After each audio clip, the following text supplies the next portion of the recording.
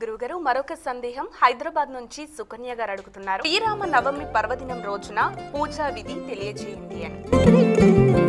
శ్రీరామనవమి పర్వదినం రోజున ప్రాతకాలముననే లేచి ఇల్లంతా కూడా శుభ్రం గావించుకున్న తర్వాత ఇంటికి మంగళ తోరణములను కట్టుకొని నిత్య పూజా విధానములన్నీ కూడా ముగించుకున్న తర్వాత అంటే సంధ్యావందనము, ఇంట్లో చేసుకునేటువంటి దేవతార్చన ఇవన్నీ కూడా ముగించుకున్న తర్వాత ఇక సీతారాముల యొక్క పూజ లేదా కళ్యాణం కోసం మనము సిద్ధమవ్వాలి.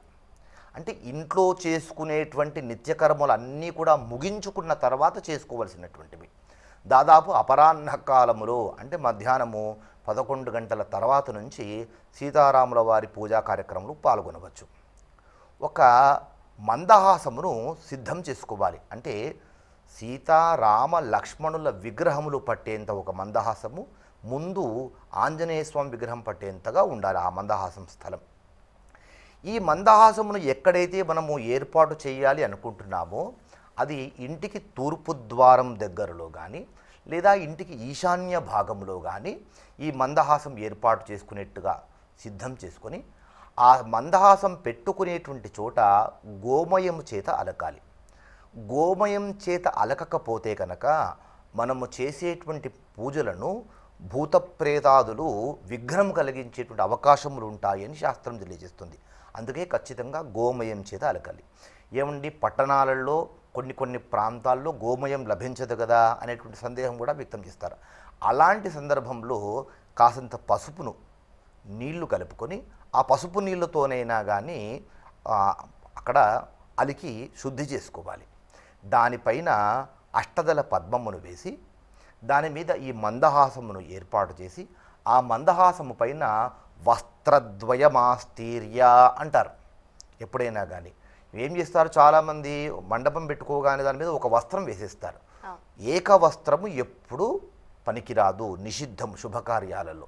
కనుక వస్త్రద్వయం అంటారు. 2 వస్త్రములను తూర్పు కొసలుగా ఉండేట్టుగా కానీ ఉత్తరపు కొసలుగా ఉండేట్టుగా కానీ ఆ మందహాసం పైన పెట్టి దానిపైన మంచి ధాన్యమును పోసి ఆ ధాన్యము పైన కూడా అష్టదళ పద్మమును కానీ లేదా శ్రీకారమును కానీ లేదా స్వస్తివాచనమును కానీ లిఖించి ఆ రాసినటువంటి ఆ యంత్రమును పసుపు కుంకుమల చేత అలంకరించి దానిపైన సీతారామ లక్ష్మణ విగ్రహములను ఆంజనేయ స్వామి వారి విగ్రహమును ఏర్పాటు చేసుకోవాలి.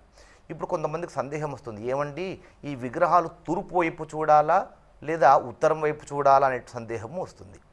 ఎప్పుడైనా కానీ ఇంటి వాస్తు ప్రకారము ఇంట్లో పూజ చేసుకునేట్టయితే కనుకమ్మ ఇంటి యజమానులు అంటే పూజ చేసేటువంటి వారు తూర్పు ముఖంగా ఉండాలి. ఆ విగ్రహాలు యజమానికి ఎదురుగా అంటే పడమర ముఖంగా ఉండాలి. ఇది ఇంటి వాస్తు. ఇలాగే పెట్టాలి ఇంట్లో. ఏమంటే దేవుడు తూర్పు వైపు చూస్తే బాగుంటుంది కదా అని తూర్పు వైపు దేవుడిగా పెట్టి పడమర వైపు మనం కూర్చుంటే అది అపచారం అవుతుంది. ఇంట్లో కాకుండా ఎక్కడైనా బయట మండపాల్లో పెట్టుకునేట్టయితే కనుక బహిరంగ ప్రదేశాల్లో ఇప్పుడు చెప్పినట్టుగానే అంతా చేసుకుని అప్పుడు ఆ విగ్రహాలు తూర్పు ముఖంగా పెట్టుకోవాలి.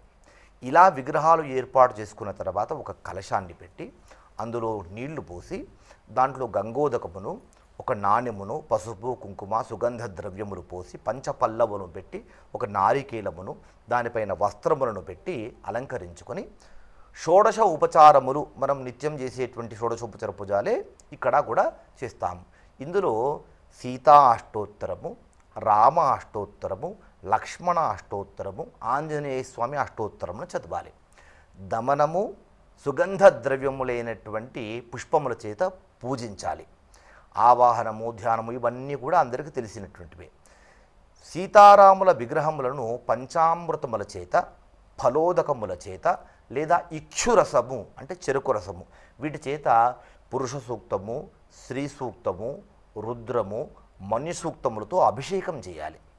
అలా అభిషేకం చేసిన విగ్రహాలను తుడిచి మంచి వస్త్రాలు కట్టి సిద్ధం చేసుకున్న తర్వాత అష్టోత్తర నామాలు చెప్పుకున్న తర్వాత ఈ రోజున విశేషించి రకరకాల నైవేద్యాలు చేసుకునేటువంటి సాంప్రదాయాలు ఉన్నప్పటికీ కూడా అందులో ఎంత వీలైతే అంత, ఎంత శక్తి ఉంటే అంత మాత్రమే. ఏమండి పక్కింటి వారు 10 పులిహోరాలు చేశారు అని అంటే అలా కాదు, నీకెంత శక్తి ఉంది అంతే చెయ్యి.